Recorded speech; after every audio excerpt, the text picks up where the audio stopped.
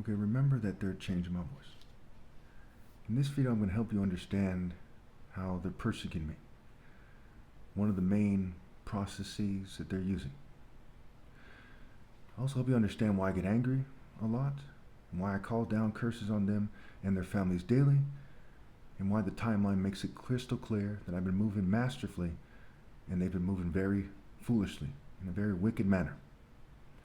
Not only do they look dumber than they've ever looked before, the elite, the governing class families, the political parties, the corporations, the social clubs, you name it, the churches, mosques, synagogues, the atheist groups, New Age, you name it. But they look bad specifically because they're persecuting people, and they think it's smart to keep doing so.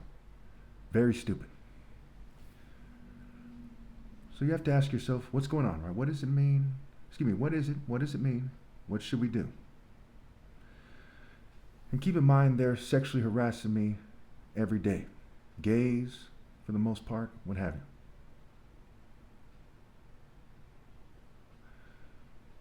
So, I titled this, God is Above All, the psychological warfare aimed at the source of obvious moral absolutes and the clearly righteous must be answered with extreme chastisement and more. So the central part of their psychological operation is they harass me and try to get at my spirit, believe it or not. We'll get to that. And they do so in the name of white supremacy, Jewish supremacy, and LGBT supremacy. So I have about 9 points here to help you understand what's going on here. Point number 1, the plot. The process starts with them plotting. Okay, it starts with them plotting ahead of time to insult God and the sincere worship of God, which involves being heterosexual and not some sort of white or Jewish supremacist idiot, right? Not just the Klan, but the English establishment, the white establishment, American establishment, Israeli establishment, what have you. So the process starts with them plotting ahead of time to insult God and the sincere worship of God. Okay, and the sincere worship of God involves being heterosexual and not some white supremacist or Jewish supremacist or LGBT supremacist idiot. So that's how the process starts. They're plotting. They're saying, how can we insult God, right? Satanism, atheistic Satanism, elite religion, right? It's Satanism. And they mock God and pretend that they're God. They pretend that they don't have to follow God's rules, what have you. You should all know I'm right beyond a reasonable doubt. If you don't, why not? But if you really need help understanding, don't focus on how, you're not as smart as the next person. Ask in the comments. I'll help you understand. Point number 2. What comes next, I title is the event. Quite often, a significant point in the process includes an event that is the result of sabotage. So say they hack my phone and then I start to engage them, right? I start to talk to them. Keep in mind, they're running a psychological operation against me with 23 witnesses on record, including fuming, etc. And hundreds of people have bore witness to various events that involve various forms of covert communication over the years. And when people try to play them out, and they started playing them out on various issues, including remote cognitive attacks, remote brain attacks. It came out in the news that the Havana syndrome was real and that these attacks are taking place. Okay, it's harder to attack the brain remotely with surgical precision than it is to communicate to someone remotely. So it's safe to say that they can communicate to you safe to say that it's proven that they can communicate to you covertly and they can attack your brain covertly. That's part of what these fumes are. They almost certainly contain nanoparticles. I have 23 witnesses on record. So you can't just say, well, that's crazy. Well, explain to me why there's 23 witnesses on record testifying that they're running a psychological operation on me daily. Now, what's the point of them running a psychological operation on me daily? The military, the government, what have you, they're not using technology. Well, what are they doing it for? So the burden of proof is on you, not on me, to prove that magically this isn't happening or something. It obviously is happening. Point number 3, the explanation.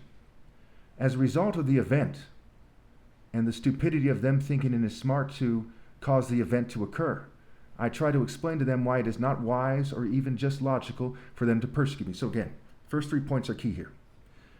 The process starts with them plotting on attacking God and insulting me and my religion, what have you, and insulting the idea of God and the sincere worship of God. Okay, not in the boundaries of the church or this, that, and that, but universal moral absolutes, the universally logical way to worship God. 2, there's some kind of event, right? Maybe they hack my phone or they zap my brain. And I say, what the hell are you doing this for, right? Why are you doing this in the first place? Okay, I'm going to have to call down more curses on your family. You're in the repetition of being evil. You take that home to your family. They're evil. You're bringing down the whole nation, what have you. Okay, so there's the plot, there's the event, there's the explanation. Point number 4. They often try to use the situation to suggest that I should be what I should never be, mind you, which is evil. Thus, the wordplay in the word advice. In what language is the word advice a plain word for advice? And who colonized America, Nigeria, India, China, you name it? The English, right? It's the English language. Their advice, using their wordplay, is ad, and the second word is vice. That is not my advice. That is the advice of a sick elite of pure trash. Putrid scum should be executed. I'm not saying that you should go kill them or something. I'm not saying that per se in this video. But I'm definitely saying they deserve that. Okay? And if they don't know that, my goodness, I would love for the English elite to explain to me why the word advice is a plain word for advice. If you're a noble family, why is that?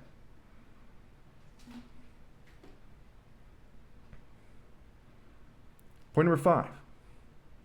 They try to work the satanic angles in a way that suggests the sincere worship of God, which requires being straight and thinking straight, and not being a white supremacist, Jewish supremacist, or a token minority, okay, is magically unimportant.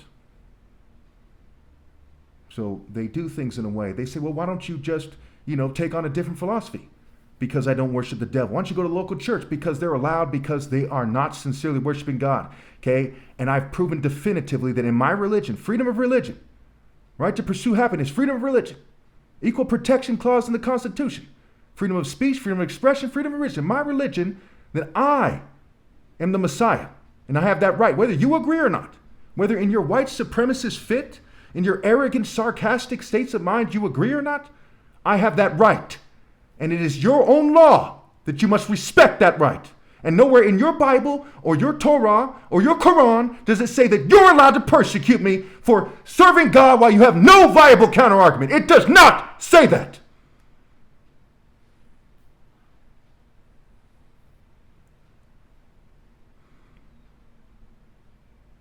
Point number 6. They try to tell me what to do in the spirit of American slave masters who were almost all white or Jewish, and of course, there were LGBT overtones in the slave masters, right? There's the buck breaking, the homosexual rape of male slaves, what have you. Point number 7. So, they argue that people are going to team up against me if I do not conform to a white supremacist friendly group like the churches, a Jewish supremacist friendly group like certain liberal movements, what have you, pro-Israel or controlled opposition, pro-Palestine movements, right? Or an LGBT group, what have you. They say, well, if you don't take one of their sides, they're all going to team up against you. Okay, and then they add the element, this is what I call the dizzy spell, because then you start thinking, say, well, most whites, Jews, and LGBTs probably don't agree with what they're doing, but they're still not going to help me. So it kind of confused. The brain starts saying, hey, they don't agree, but they're not going to help you. But they might help you. So this kind of dizzy spell part of it, right? That's part of their magic spell, right? Psychological operation, psyche and ops. The story for another day. Point number 8, I call down curses. Point number 9,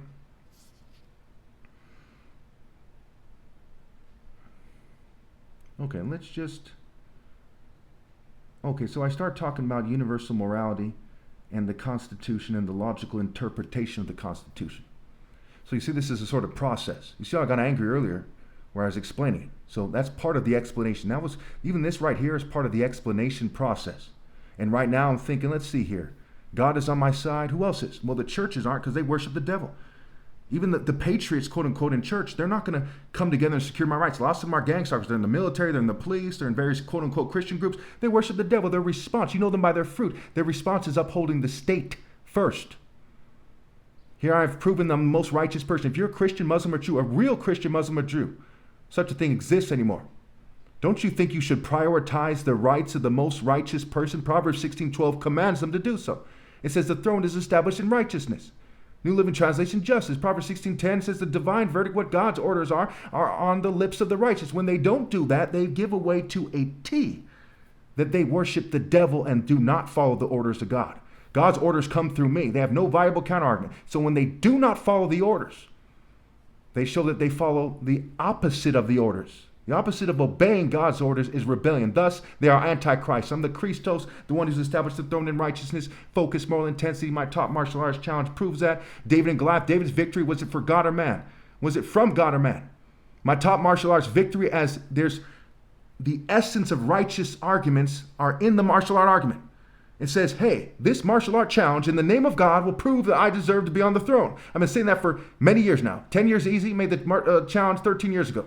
I'm saying the top martial arts and people should follow me before the challenge. And in the last 10 years or so, I made it clear that the challenge was about drawing on spiritual power to show who should be in charge. They came with no viable counterargument. The churches, mosques, synagogues, they were aware. Their denominations were aware. Their leadership was aware. And no servant can be greater. Thus, I have proven that God chose me. And they're in rebellion. And God commands you to stop being in rebellion. And as you think, hey, what are you going to do? What are you going to do? Shoot us? Look, you die anywhere. Why the hell would I limit vengeance to killing somebody? Well, how does that help me? Okay, there's all kinds of idiots get killed. People, that doesn't impress me. It doesn't impress any serious person. But I will take your souls and send you to fucking